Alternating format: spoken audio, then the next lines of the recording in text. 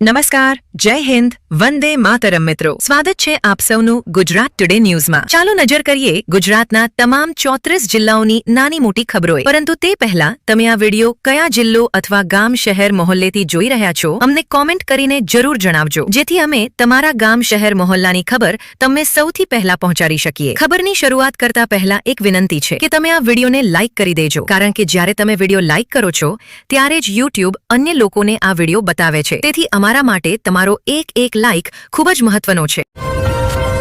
અહમદાબાદના હાથીજણ વિસ્તારમાં અસામાજિક તત્વોએ આતંક મચાવ્યો. ધર્માવતિકા સોસાયટીના રહેવાસીઓ પર હુમલો કરવામાં આવ્યો. હુમલાખોરો નંબર પ્લેટ વગરની એક કાળી કારમાં આવ્યા હતા. સોસાયટીના સભ્યો પર હથિયારો અને પથ્થરો વડે હુમલો થયો. સોસાયટીના 2 થી 3 લોકો પર થયેલા હુમલાના કારણે વિસ્તારમાં ભયનો માહોલ ફેલાયો હતો. હુમલાની સીસીટીવી ફૂટેજ સામે આવી છે.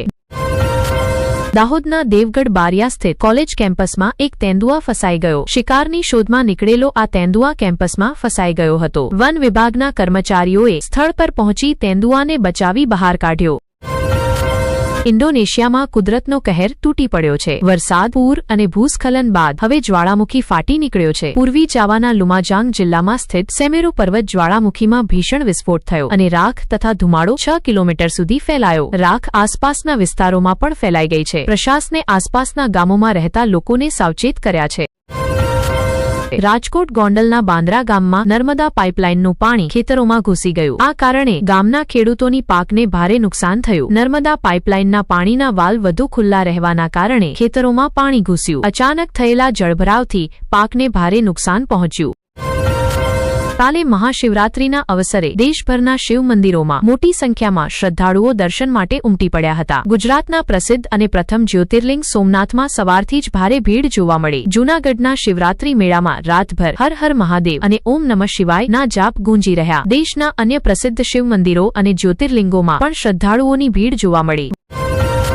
વડોદરામાં દારૂબંધીની ચર્ચા વચ્ચે નગરપાલિકા પરિસરમાં ખાલી દારૂની બોટલો જોવા મળી. ખાંડેરાવ માર્કેટના મુખ્ય કાર્યાલયની અંદર પણ ખાલી દારૂની બોટલો મળી આવી. અધિકારીઓના બેસવાના સ્થળની નીચે પણ ઘણી ખાલી દારૂની બોટલો પડી હતી. આ ખાલી દારૂની બોટલો ક્યાંથી આવી તે અંગે અનેક પ્રશ્નો ઊભા થયા છે.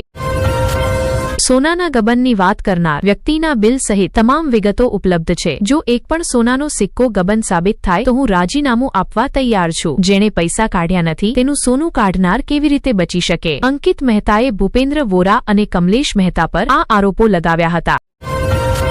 અહમદાબાદના નાડિયાદ સ્કૂલના પ્રભારી પ્રધાનાચાર્યની ધરપકડ કરવામાં આવી. પ્રધાનાચાર્યએ એક વિદ્યાર્થીની માતાને હોટલમાં બોલાવી હતી. કિરીટ ઝાલાએ લાયસન્સ આપવાના બહાને મહિલાને હોટલમાં બોલાવી હતી. લોકોએ પ્રધાનાચાર્યને રંગે હાથ પકડી લઈ ગુનાનો ભંડાફોડ કર્યો. પ્રધાનાચાર્યને હાથીજણ સર્કલ નજીક આવેલી રોયલ ઇન હોટલમાંથી ધરપકડ કરવામાં આવી. બાંગ્લાદેશે ભારતીય વડાપ્રધાન નરેન્દ્ર મોદીને 16 ફેબ્રુઆરીએ તારિક રહમાનના શપથ ગ્રહણ સમારંભમાં આમંત્રણ આપ્યું છે. જો કે મુંબઈમાં ફ્રાન્સના રાષ્ટ્રપતિ મેક્રો સાથે તેમની મુલાકાત હોવાના કારણે વડાપ્રધાન મોદીની હાજરીની સંભાવના ઓછી છે. ભારતના ઉપરાષ્ટ્રપતિ અથવા વિદેશ મંત્રી જેવા કોઈ વરિષ્ઠ નેતા તારિક રહમાનના શપથ ગ્રહણ સમારંભમાં હાજર રહે તેવી શક્યતા છે. બાંગ્લાદેશ સાક અને અન્ય મિત્ર દેશોના નેતાઓને પણ આમંત્રણ આપવા પર વિચાર કરી રહ્યો છે.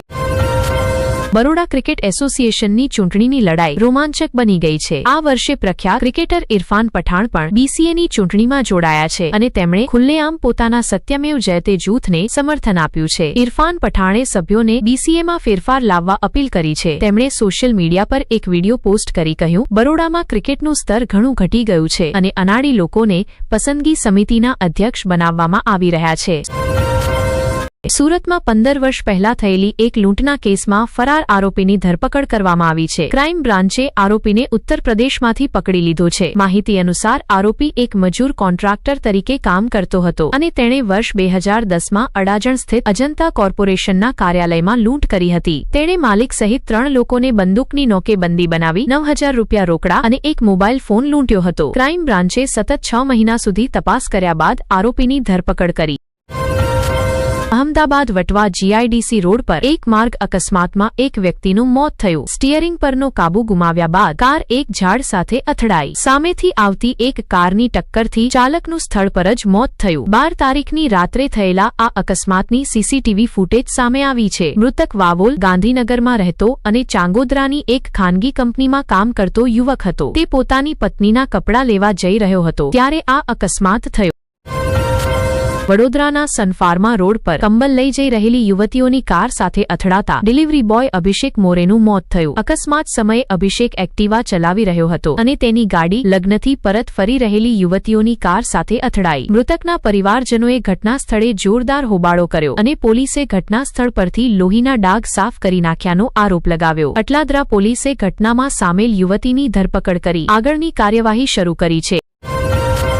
શિવરાત્રીના સવારમાં સરાજમાં એક ભયાનક માર્ગ અકસ્માતમાં 3 યુવકોના દુઃખદ મોત થયા જ્યારે એક ગંભીર રીતે ઘાયલ થયો છે. આ અકસ્માત બુનાલીઘાર નજીક સવારના 4 વાગ્યે થયો જ્યારે 4 મિત્રો જીપમાં નીકળ્યા હતા. તેમની જીપ 200 મીટર ઊંડી ખીણમાં પડી ગઈ. પોલીસે સ્થળ પર પહોંચી તપાસ શરૂ કરી છે.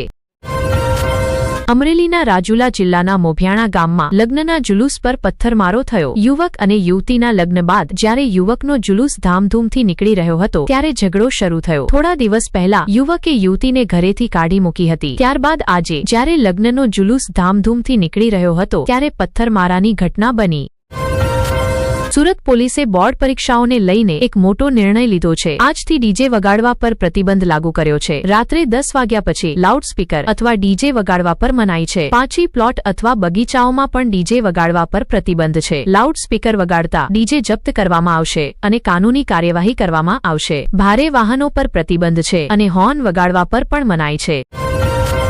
નરેન્દ્ર મોદી આસામના પ્રવાસે છે. તેમને રાજ્યમાં 5450 કરોડ રૂપિયાની વિકાસ યોજનાઓની ભેટ મળશે. વડાપ્રધાન મોદી C-130 જે વિમાનથી મોરાન હવાઈ પટ્ટી પર ઉતર્યા છે. વડાપ્રધાન બ્રહ્મપુત્ર નદી પર બનેલા ભાસ્કર વર્મા સેતુનું પણ ઉદ્ઘાટન કરશે જેને વિકાસ અને સમૃદ્ધિની દિશામાં એક મહત્વપૂર્ણ પગલું માનવામાં આવે છે.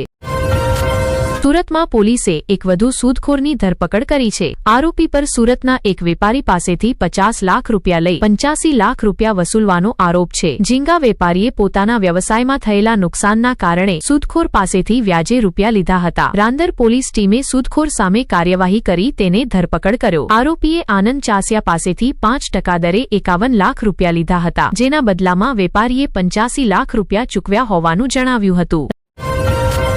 રાજકોટ જિલ્લાના જસદણ તાલુકાના શિવરાજપુર ગામ નજીક જાહેર હત્યાની એક ગંભીર ઘટના સામે આવી છે. શિવરાજપુર ગામના ચોરાહા પાસે માર્ગ પર અજ્ઞાત લોકોએ એક મધ્યવયસ્ક વ્યક્તિની ધારદાર હથિયારો વડે નિર્દયતાપૂર્વક હત્યા કરી. માહિતી મુજબ 10 થી વધુ લોકોએ પાઇપ, લાઠી અને ચાકુ જેવા હથિયારો વડે હુમલો કર્યો હતો. જાણવા મળ્યું છે કે સમગ્ર ઝઘડો અને હત્યાની ઘટના સીસીટીવી કેમેરામાં કેદ થઈ ગઈ છે. ભરૂચ જિલ્લામાંથી એક ચોંકાવનારી ઘટના સામે આવી છે જ્યાં અંકલેશ્વર જીઆઈડીસી વિસ્તારમાં સિદ્ધકો હાઉસિંગ સોસાયટીના એક ભાડાના મકાનમાં ગેરકાયદે એમડી ડ્રગ્સ બનાવતી ફેક્ટરીનો ભંડાફોડ થયો છે. મળેલી માહિતી અનુસાર મકાનના બાથરૂમમાં પ્રયોગશાળા બનાવી એમડી ડ્રગ્સનું ઉત્પાદન કરવામાં આવી રહ્યું હતું.